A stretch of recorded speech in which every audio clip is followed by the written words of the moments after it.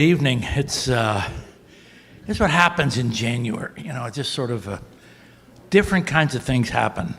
And the thing that I noticed immediately tonight was this. We've never had so many people on my right. You can see where the Villa people sit. And because Leroy's here, everybody's here from the villas. So people in the apartments, I guess, don't know him. So everybody knows Leroy. I never think. Well, I'll tell you, this afternoon was a piano concert. Joe Laposa. It was absolutely amazing. 1 hour, this guy played continual Christian songs, never stopping. And he never used music. He had the notebook listing. He showed us the page. It must have been, how many, 25? I don't know. It was amazing. And I'm hoping, I mentioned something to Ruben about this, and we have to talk with Heather to see if we can get this replayed. If you see a replay of this, you've got to watch this.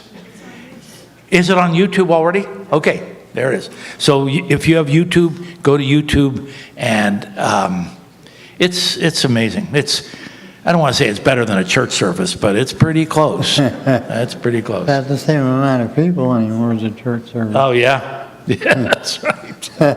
That's right. So, well, the other issue is that, to my neglect, I forgot to mention anything to Nelda. See, this is actually the second Tuesday.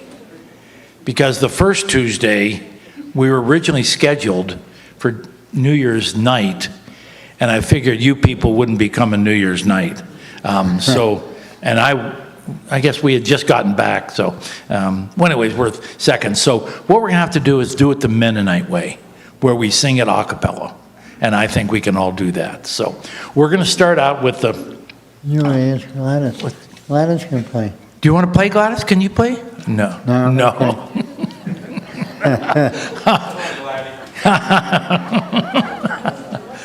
All right. So we start out with "Great is Thy Faithfulness." Let's start. Great is Thy faithfulness, O God, my Father. There is no shadow of turning with Thee. Thou changest not, Thy compassions, they fail not. As Thou hast been, Thou forever wilt be. Great is Thy faithfulness, great is Thy faithfulness. Morning by morning, new mercies I see. All I have needed, Thy hand hath provided. Great is Thy faithfulness, Lord, unto me. Pardon for sin, and a peace that endureth. Thine own dear presence to cheer and to guide. Strength for today, and bright hope for tomorrow. Blessings all mine, with 10,000 beside. Great is Thy faithfulness, great is Thy faithfulness.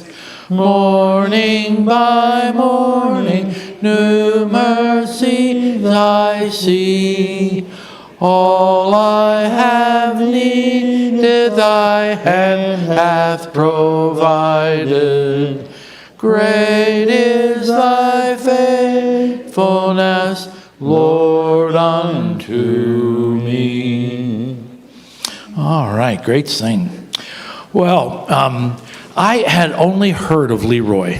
I knew him indirectly because of his two sons. They both went through Valley, And Chris was a really great pitcher for Valley. And I guess Eric, he was Eric a was pitcher. a pitcher, too. He was a pitcher too. And so sort of everybody knew who the Clemmers were. Then I teach a Bible study on Tuesdays, and this guy starts showing up. And he says, I'm Leroy Clemmer. Oh, okay. And then he starts telling me about his sons. Oh, so you are the parent of those great baseball players. Ah, okay. So, well, now, Leroy, tell us a little bit about where you grew up and your family and things. Well, I grew up over at Salford, right next to Salford Church. Oh, okay. We had lived in Franconia the first 6 years of my life. And then my dad got a job as janitor at Salford Church, so we moved over right next to the church. Okay. So that's where I grew up. And when my brother and I got a little older, we had to dust the benches in the church, little stuff like that, Okay, yeah. So that learned us how to work and stuff. So so that's where I grew up. I went to first grade in Franconia and then Lower Salford the rest of the time. Okay, so you mean the Franconia right here in 113? Yeah. The Franconia Elementary? In fact, we lived right across the street. Oh, There was 2 brick houses. yeah, We lived right. in one of them. Oh, okay. And then when you moved out to Lower Salford there, Yeah. you went to school there. Yeah. Yeah. Do you remember the names of any teachers or anybody that was important to you? Yeah? The teachers, Yeah? Anything? yeah, I can remember probably.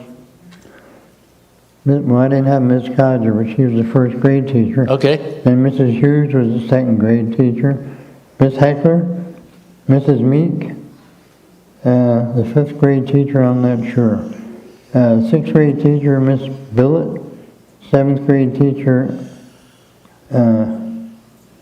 Miss Pressman. And then the 8th grade teacher, that time we went 8 years, and then we did 4 right here at high school. Leroy, I can't believe you remembered the names of all those Oh, the teachers. 8th grade guy was the only man we had, Mr. Pollock. Mr. Pollock. Well, then after 8th grade, did you, with Saturn High School? Yeah, I went to Is that- Saturn High School for 4 years. Oh, okay, so they had 9th grade there? Yeah, they had 9th, 10th, 11th in Saturn that time. 9th, 10th, 11th, and 12th. Okay, yeah. They didn't have any middle schools like Right, yeah. you taught at then. so. Yeah. Well, now, at Saturn, did you play sports or anything? I played baseball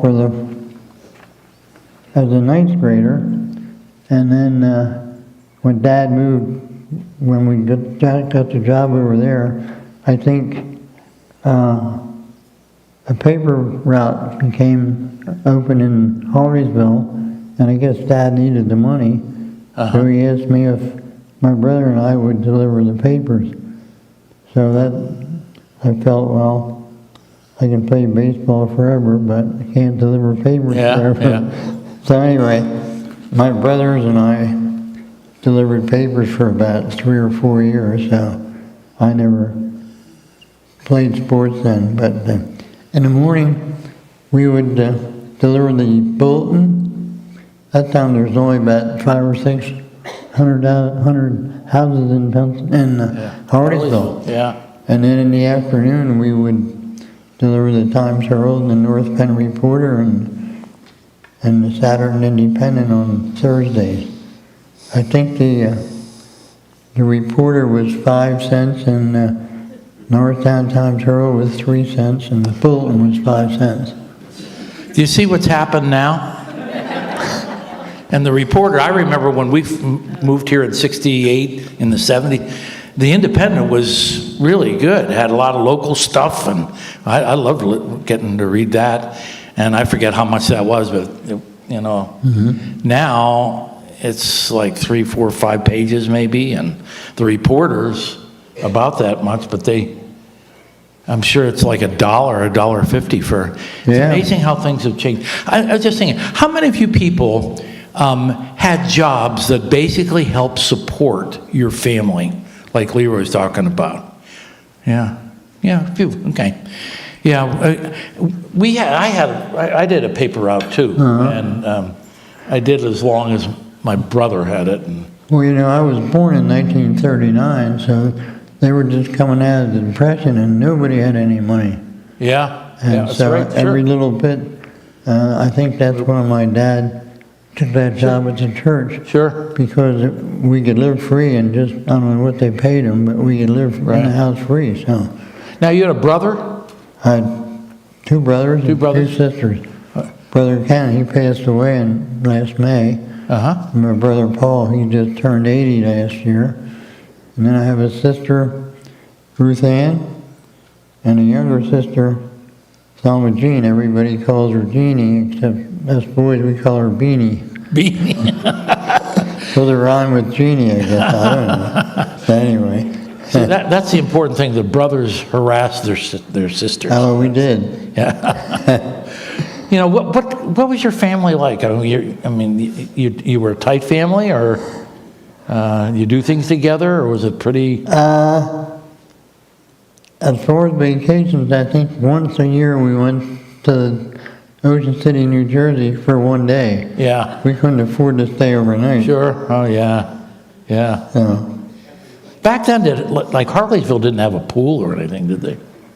no, they didn't have any then, but they built one about 5 years later. Okay. I was a senior in high school, I think, when they built it. Mm-hmm. Either that or I just got out of high school. So you graduated from Souderton, when you were about 17, 18? 1957. 57. Okay, and then... They made a song about that. 57 had their dreams. The Statler brothers, remember that? No, I wasn't into the Statler The brothers. class of 57 had their dreams. I was more Beach Boys kind of guy. Jim remembers it. Jim, yeah, well, Yeah. he remembers stuff that was before the 1900s, so Yeah, that's true. That's true. we'll find out more about that in a few months, so, yeah. Well, so you graduate from high school, what comes next? Well, I didn't exactly know what I wanted to do, and I had been working at Clearview Farms Creamery when I started at 14 mowing Mr. Culp's yard, and then I'd work Saturdays washing trucks and stuff like that. Yeah. So he said, if you want a job, you just tell me and I'll give you a job when you get out of high school. Where was Clearview?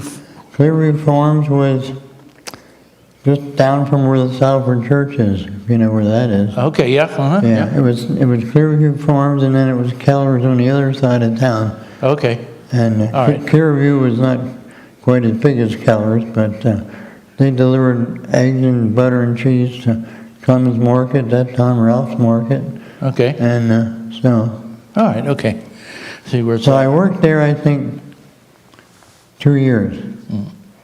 And I knew I didn't want to work there the rest of my life. Not that it was hard work or anything, but so then I got, Mr. Culp used to go out to Barb and Babs in Harleysville. Oh, yeah. Along with all these other retired guys.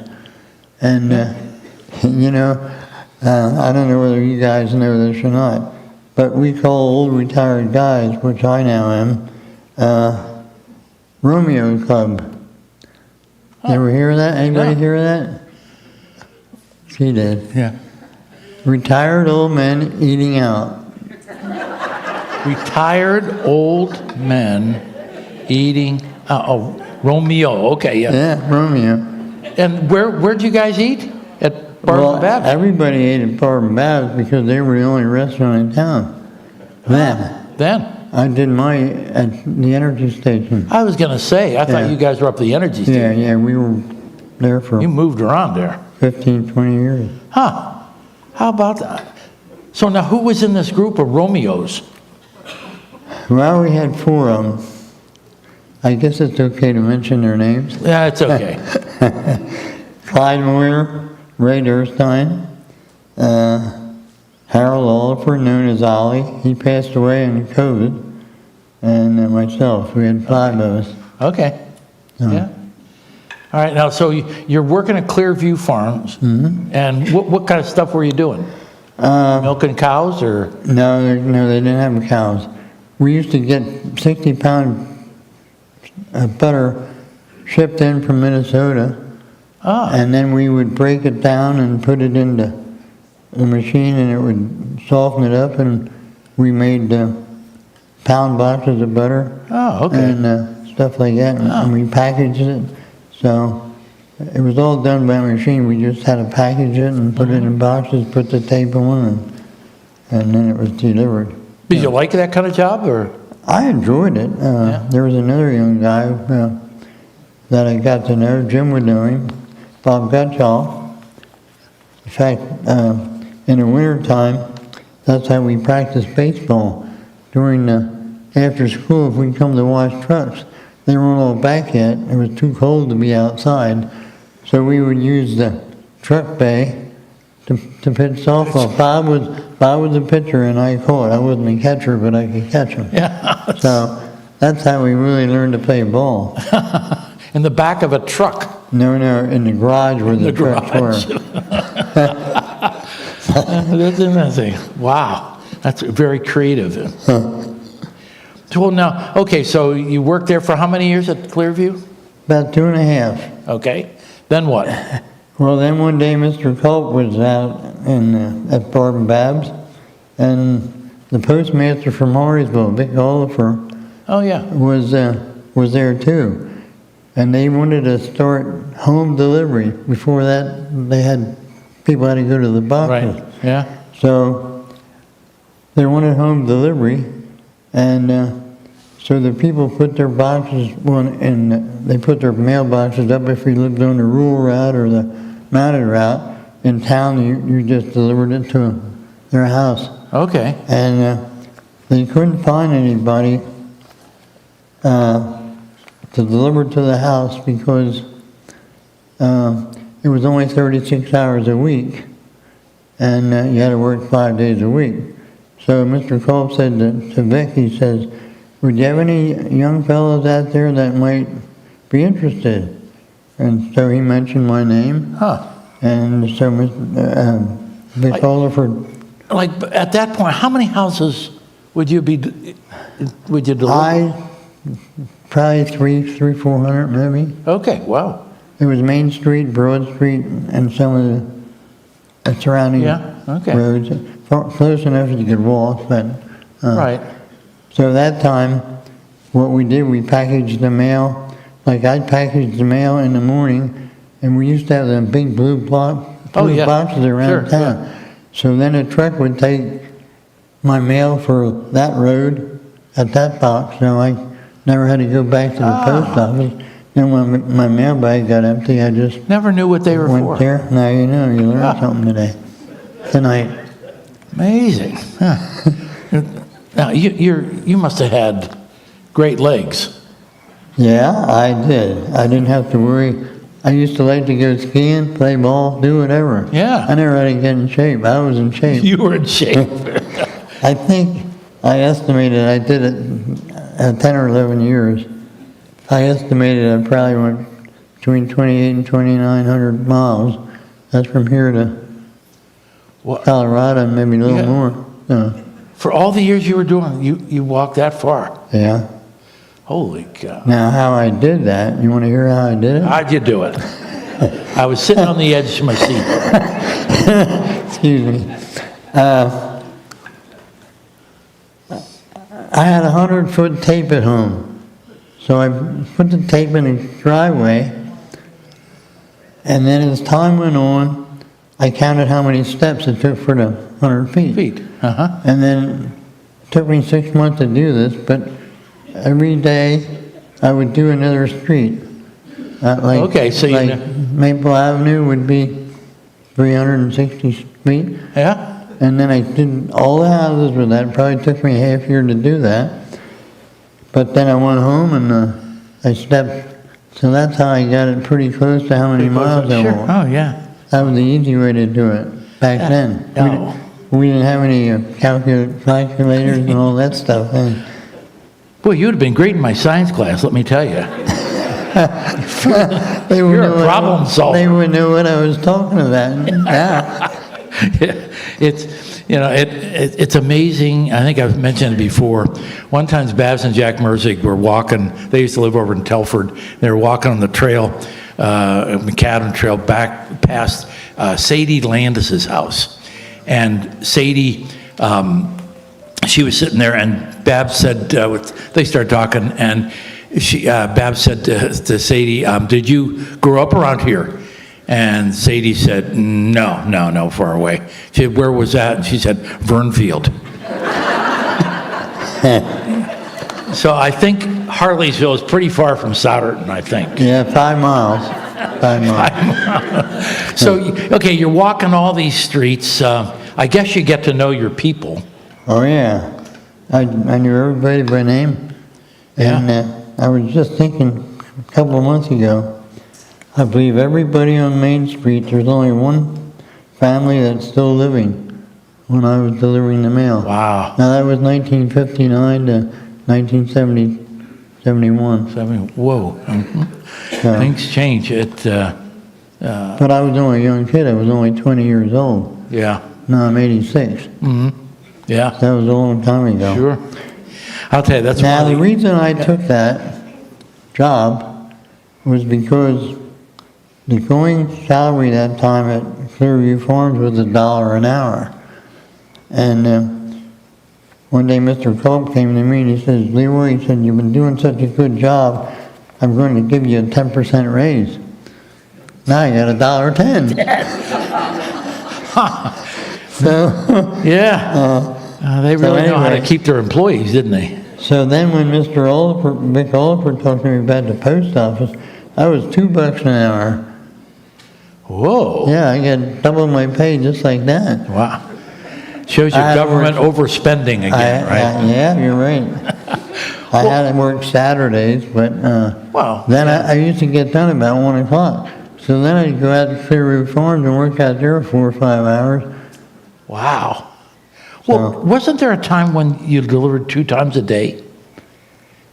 Was there Around Christmas, around Christmas? yeah, You had 2 deliveries a day.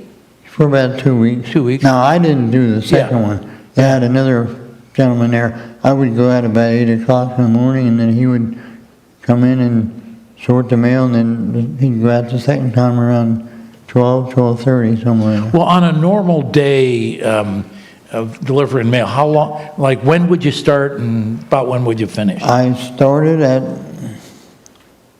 probably 7 o'clock, 7:30 maybe. And I got finished sorting the mail. The mail would come up from Norristown that time, and except for the local mail, we had that. Yeah. But any letters that were not local. And then I had to sort it in a letter case. Until I got that finished, it was usually 8:15, 8:30. So I tried to get on the street about 8:30, 8:45. All right, Then I got finished about 1 o'clock. about 1. Now, did you have to go back and do more stuff, or were you done when you I finished? was done when I came back. Okay. Yeah. I had to come in the next morning and just do it over again. So. Now, what kind of outfit did you have? Well, we had The- mail, what they have now, but Okay. when we started, I didn't have an outfit. Nobody did there because we hadn't ordered them, so first Right. couple of months we just used our regular clothes. stuff. It was in August, so it was Now, where warm. was the post office? Because I remember it being down Where the the other beer end of town. distributor is now. Yeah, that's what I remember. that.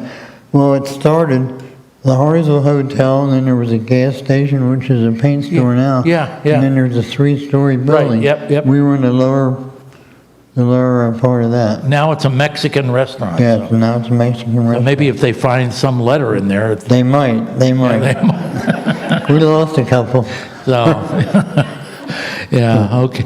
And so now, you did that now were you married at this point? Oh, no, I was far from being married. I was too busy skiing and playing ball, and Wow. I had to wait 10 years for my wife.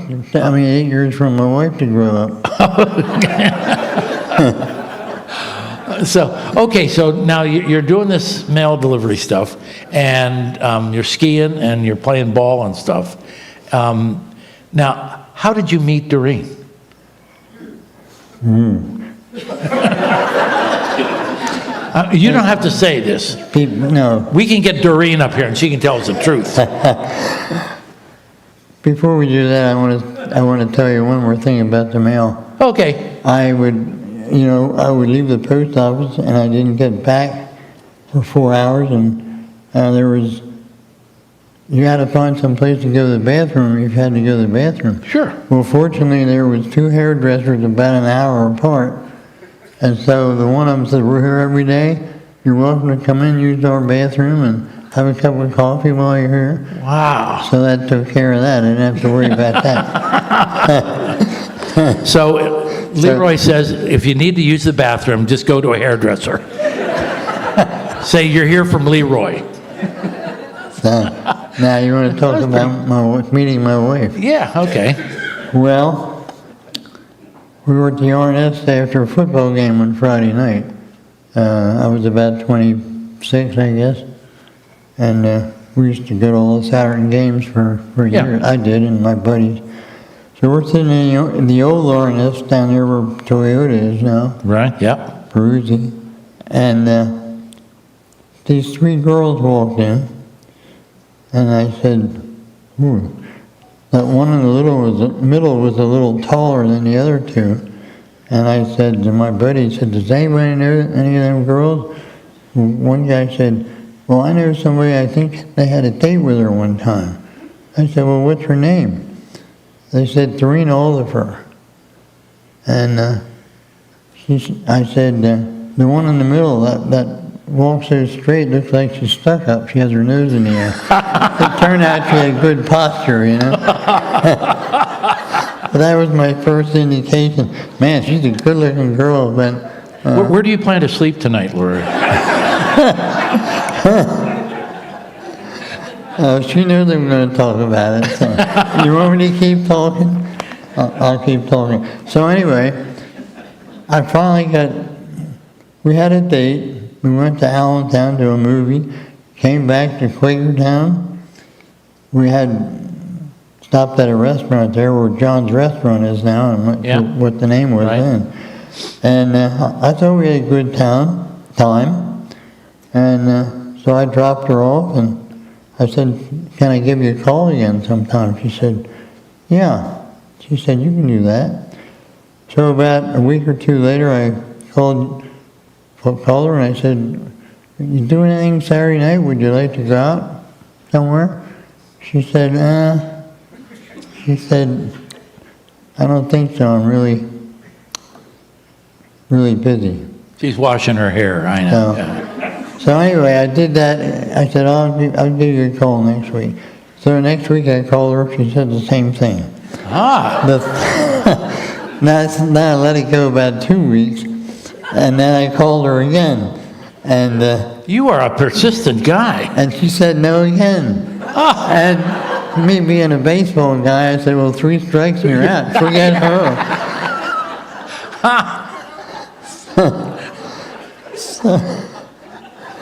So anyway, the reason was that I found out later,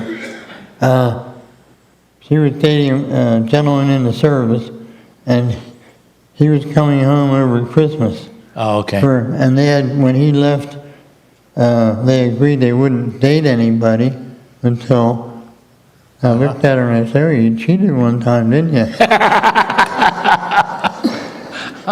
So anyway, that's how I met her. But then after the 3rd time, I didn't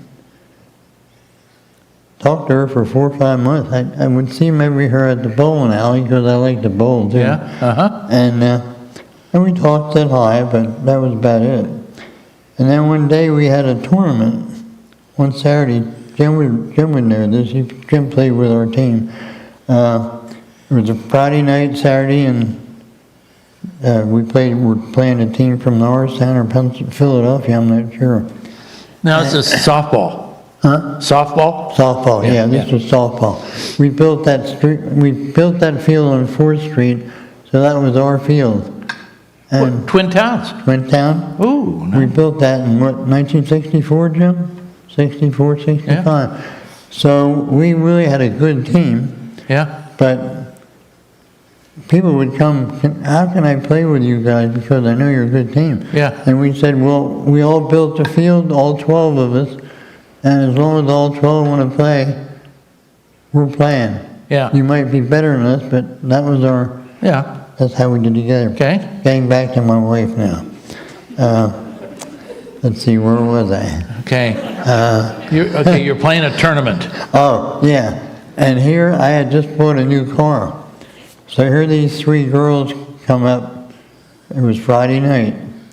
And I said, that woman plays Doreen. So sure enough, it was her and two girls, and they were kind of hanging around there. So after the game was over, I went to talk to them. And I said, you want to see my new car? So just for something to say. And so she said, yeah, we'd like to see it. I think they really came to see it, but they didn't tell me that.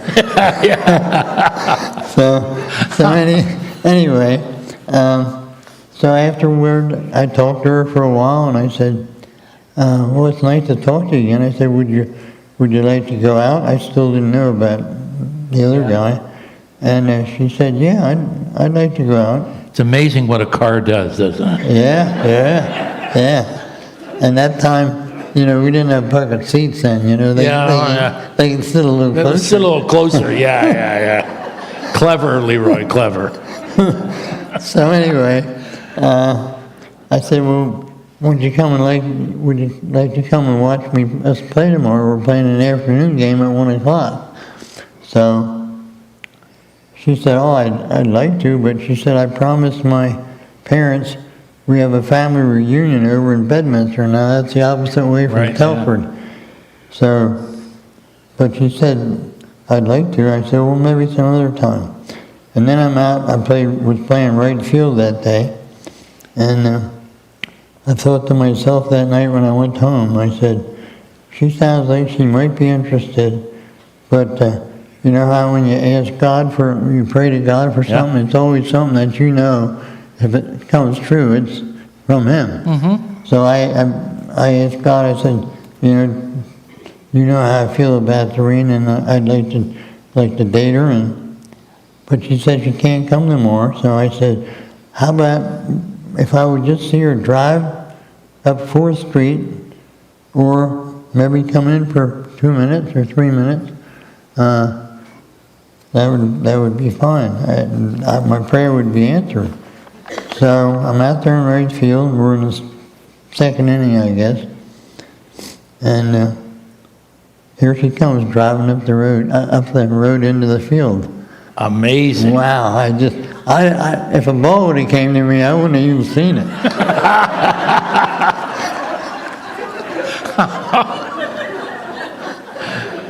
So anyway, that's how we finally got together. And then that's when I found out they had promised not to date anybody until he came home and he talked it over. And so then we dated, and about,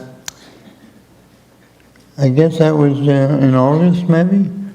And then in October, one of my friends was getting married over in New Jersey, and he asked me to be in his wedding. So I asked Doreen if he wanted to go along. By that time we had been dating now for 3 months. And she said she'd go along. So on the way over there, we were driving to New Jersey, and I kind of had my arm around on the back seat, not around her, but on the, Good thing the police weren't there. So anyway, I put my arm around her. I said, hon, I think that I'm going to marry you someday. And After 3 months? What was your opinion? No, I said someday. Oh, someday, okay. See, I want to get Doreen up here to see. Well, that's why I wanted her here, but she didn't want to come. So I said, I'll make sure I get back at you. So anyway, everything from that point went good. And then September 27th of the following year, we got married at 3 in the afternoon at Saturday Night Church. And that morning I worked till noon delivering mail. The mail has to go through, That's hard to believe. Unbelievable. That shows you, through that old statement of through rain and snow and sleet and marriage. That's for Leroy. Yeah. Okay, so you're married, and now what happens next year?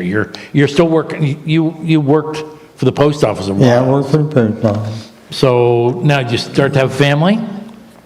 We were married, 3.5 years, and then we have Chris. Okay. All right. And Chris was probably about 2 weeks old. Uh-huh. And one night he was crying, and he was crying. And she had been breastfeeding him, but then she wanted to get a formula, is that right? Yeah. And she didn't know how to get the formula. Yeah. And whatever happened, he got sick. And either I held him for a while, Doreen held him for a while. Yeah. And so that was we found out later what we didn't do right, so. Okay. But after that, we knew what to do with Eric, Okay. Yeah. so. And now Eric came.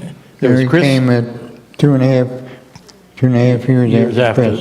Okay. He was, And so now, as the guys started growing up, was there significant things happening in the family? Did they do sports too? yeah, he did sports. I enjoyed being with him. We started in Little League, and I helped coach Little League, and then Connie Mack, and then American Legion, and Right then, straight up through. that was all as far as Chris went in high school, and then Eric went to college up in Kutztown, and he pitched up there for them. So baseball was really your family then, huh? Yeah, I was telling Dick before, my wife had never gone to a lot of games. That was when Chris was 6 or 7, so it would have been 77, 78, somewhere in there. She's been going to games since 77, and then Eric, all through high school. In Eric's case, he went to Kutztown 4 more years. Yeah. And then we got a break for about a year, and then my granddaughter started playing soccer. So we went to soccer games, and now my grandsons in Merlin are playing baseball, so we go down there. Go down there. Not every day, but not every week, but maybe Doreen, 3, did you 4 know times a you're year. going to be doing all this traveling? Yeah, it's once you get into a sports family. How many of you are like a sport? Your kids played in sports, and you sort of followed along. Yeah. There's families over at Grace that were now. They had kids, and they went all over the place. Yeah, we didn't do that. Well, Thank goodness. We started the kids at 7 years old with the T-ball. oh yeah, And then you put the ball on top, Yeah. and you're supposed to hit it. yeah. Well, the kids, most of the kids now, there was my son Chris and another kid whose dad was a coach also. They were the only ones that could hit the ball because we had taught them ahead of time. Oh, And then when we started throwing ground balls to short, third, first, there was only 2 guys that could throw to first, and that was either Chris or Andy Landis. okay. Because both our dads were coaches, you know. Coaches. So that's how we started that. I'll tell you, one of the funniest things, if you want a good laugh, you go on YouTube and put down midget or T-ball or Little League baseball and watch these little guys that are dressed in these too big of uniforms, and they hit the ball off the tee, and then the parents are yelling, "Run!" And these kids are just running all over the place. Oh, yeah. It is a riot. Yeah, Yeah, they do. so your guys went all the way through. I remember them from junior high. They were Yeah, they went great. all the way through. Yeah. So now, did you get time for working like you did and family and stuff? Do you have any time for vacations, or wasn't that? Yeah, we went on vacations about probably 5 or 6 years. We went to, where did we go to here? Well, just make up something. We went Nobody to knows. No, I can't find.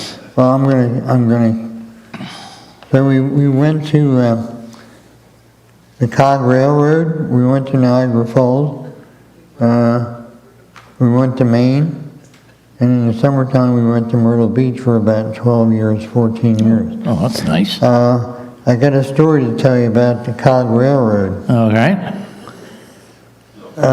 We went there on a Friday morning, and we were planning to leave that afternoon and go to Maine because we had an appointment over in Maine for a motel for 3 or 4 days. And so we went up to Cog Railway. We got halfway up, and the engine stopped. So we're sitting Now this there. is, you're talking about Mount Washington. Mount Washington, yes. Halfway New up there Hampshire. and it stops? Yeah. Now halfway down, they had the car that was up there came down and pulled over, so we went by. Right. Well, we never got by, so that car couldn't come down either, and nobody else could go up. So it was a holiday, and they didn't have any extra. They couldn't find an extra engineer to bring another train up to hook onto the back of Back, yeah. and let us down. So we sat there from about, 11 o'clock till maybe, we finally got down about 8 that night. It was dark. You're kidding. No, I'm not kidding. My wife she agreed with that. Aye. So here, Makes a good what story. happened now we're, I was talking about bathrooms Yeah. when I delivered mail. Well, did you find some hair salons someplace in there? Now, this is what he did. The engineer called down, and some guys that worked down there, they brought up a curtain, and they managed to put a curtain up so the ladies Yeah. wouldn't be able to go to the bathroom, But they didn't do anything for the men. Now we're sitting at the front of the car. Chris and Eric were about 7 and 9. Doreen and I were sitting on the front of the car, right next to the door. So after about 3-4 hours, the guys, they just had to go. Yeah. So somebody said, "Well, go out the front door." I mean, we couldn't go down. We were 16 feet off the ground. Ay. So I started holding the door for the guys, and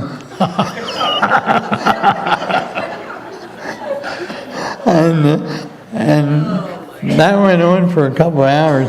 And this one guy, he told me when he came up first time, he said, "I don't think I can go because even in a urinal, if somebody else is there, I can't go." Yeah. So I said, "Well, go sit down. Maybe you'll be able." So this went on for another hour and a half, and then the guy came up again. He said, "Man, I gotta go."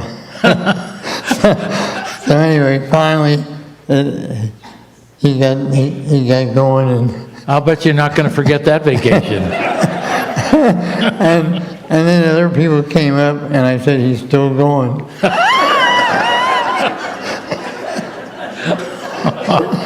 All this from a little mail carrier in Harleysville. Yeah. Oh, my. So that's our story. We never got to the top of Mount You Washington. never did. I'd like to go again. Doreen says, "I'm never going again." So we haven't gone again. We went up to Mount Washington last summer, Yeah. and it was nice at the bottom.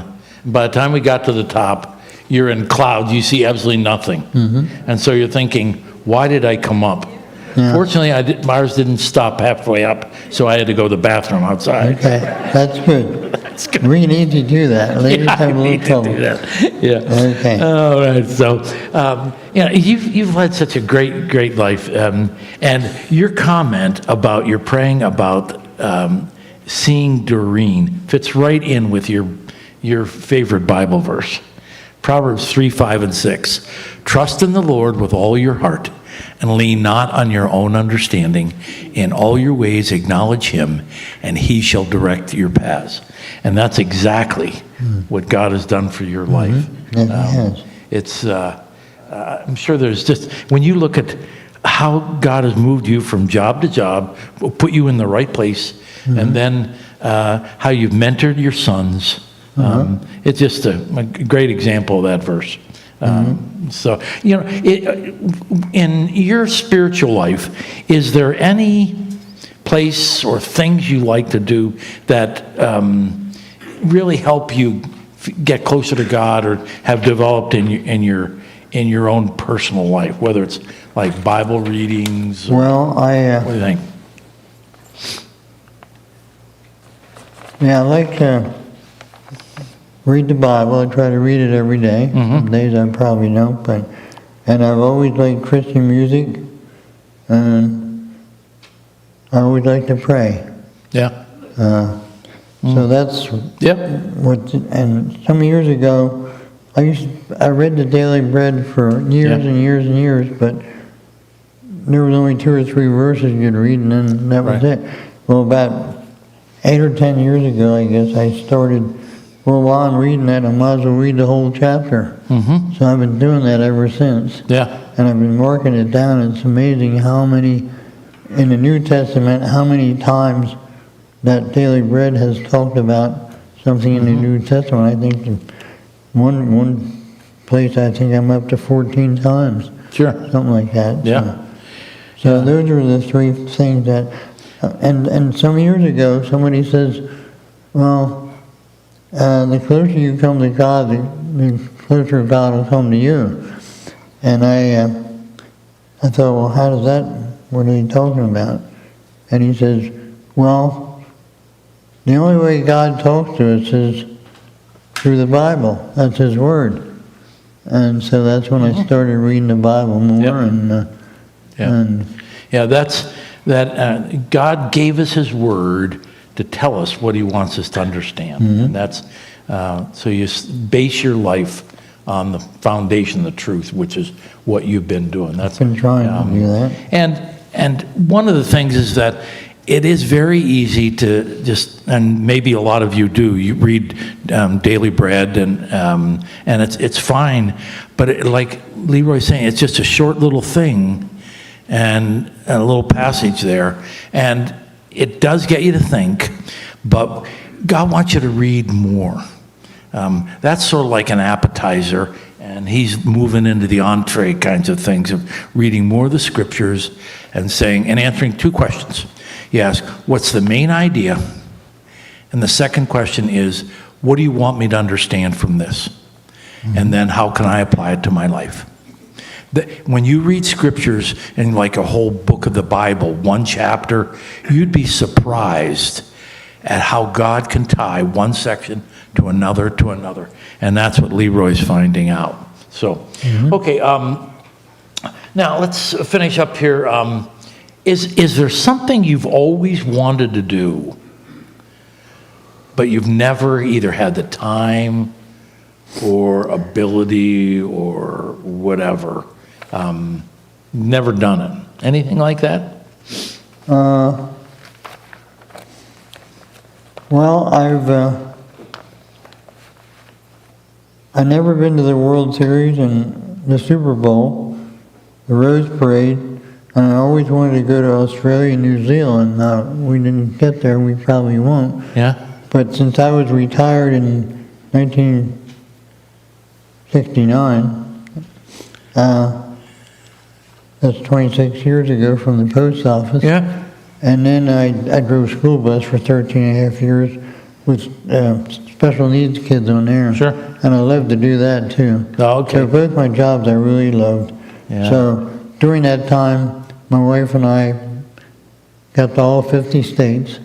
Whoa. We went to Europe twice. We went to Iceland, Finland, Italy, and Germany. And the place I went to, my favorite trip, in 2006 or 7, Linda's sister and brother-in-law, my brother-in-law and sister-in-law, they asked us if we wanted to go to China. Larry Landis and Connie Landis, who live here now. Yeah. It was the 3 of us went to China. AAA had a thing going to China. That was. Oh, yeah. And that was a trip of a lifetime. That's still, excuse me, still my favorite trip. That's great. we saw, let me tell you what we saw here. We saw Xi'an, we saw Shanghai, we saw the Great Wall. I walked up the Great Wall for about 4 steps, and it's not like Oh, yeah, going up it's steep. steps. Some stones are real high, and you got to kind of climb up, and coming down is worse. So we only did it. Yeah.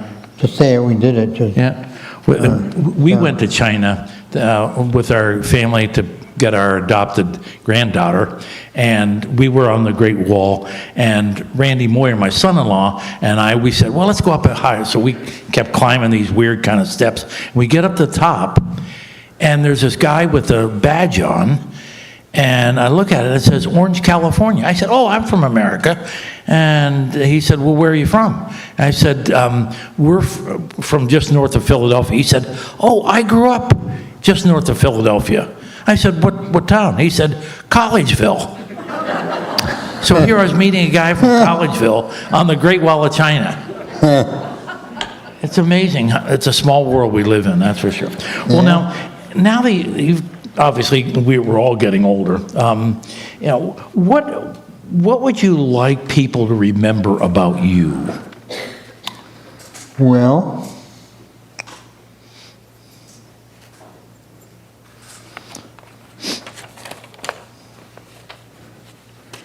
I'd like to think I've been forgiving, I've been friendly, I've been considerate and honest. I like to smile and have fun, and I try to be helpful. Those are the things that Okay. I hope. Yeah, it sounds to me like fruit of the Spirit. Yeah, That's fruit of exactly the what your Spirit. Lord's working in your life and growing. And as you look back over your life, is there some kind of life lesson that you've learned, something that you would want to pass on to like younger people, or things that you've learned, anything that stands out to you? Well, if I tell a young person that if they ever ask me how I lived, what I did, and I would tell them something like, never get tired of doing what's right. Live life to the fullest. Have fun. And increase your knowledge and learn more and read, things like that. Yeah, great. Now, you said here you'd like to share a special story. Yes. Yeah. The story takes place right here. Some of these people have heard it. A lot of people probably didn't. In 1939, I was born in Grandview Hospital on the 29th of July. The day before, Marvin Andrews was born on July 28th. And on the 30th, a girl was born. Her name was Louise Durstein. She's married to Lester Oliver now. All three of us are here. 86 years later, we're all here, all in pretty good health. And I got a story to tell you about the third or fourth day. Now, this is my mom telling me this. We believe your mom. My mom was nursing me, and about the second or third day I was alive, Mom said to the nurse, "Could you bring my baby to me? I want to nurse him." And that time they didn't have bracelets. We were probably only 3 guys in the hospital. It started only 10 or 15 years before. Sure. But anyway, so this nurse must have been not working before, and she brings Louise to my mom. My mom said, "That's not my baby. I had a baby boy."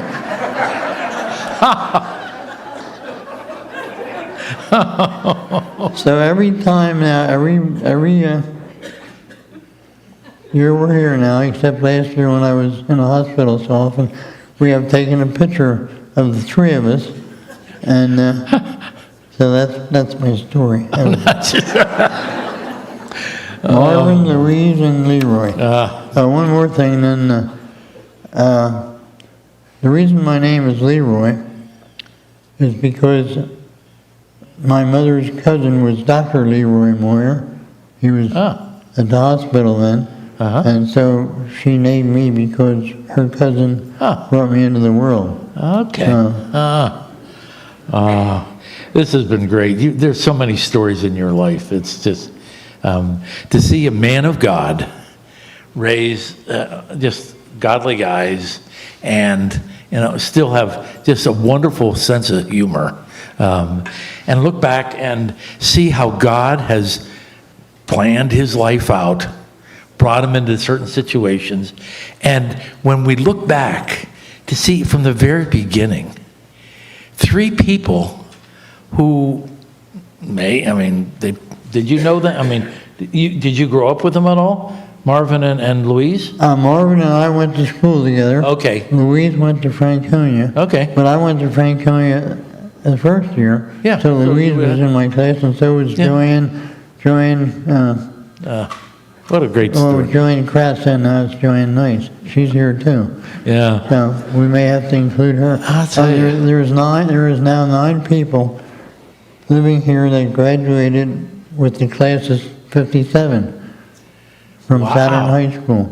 Wow. Huh. So, you ever have class reunions? Where you get we have one every 4 months, 3 months, 4 times a year. That's good. Sometimes we go, sometimes we don't. Yeah, sure. Sometimes we're not feeling good. Yeah. Well, we praise the Lord for you, Leroy. You love the Lord, I know. I want to finish by, here's a quote by John Wesley. And I like quotes, and I thought... You do.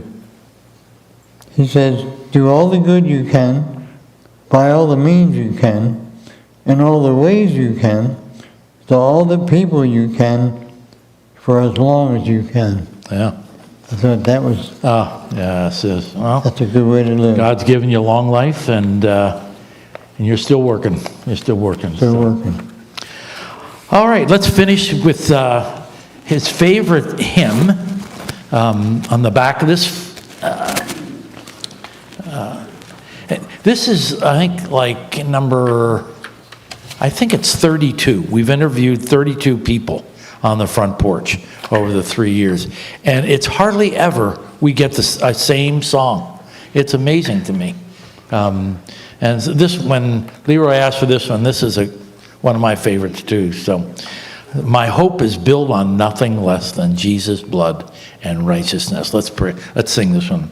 My hope is built on nothing less than Jesus' blood and righteousness. I dare not trust the sweetest frame, but wholly lean on Jesus' name. On Christ the solid rock I stand, all other ground is sinking sand. All other ground is sinking sand.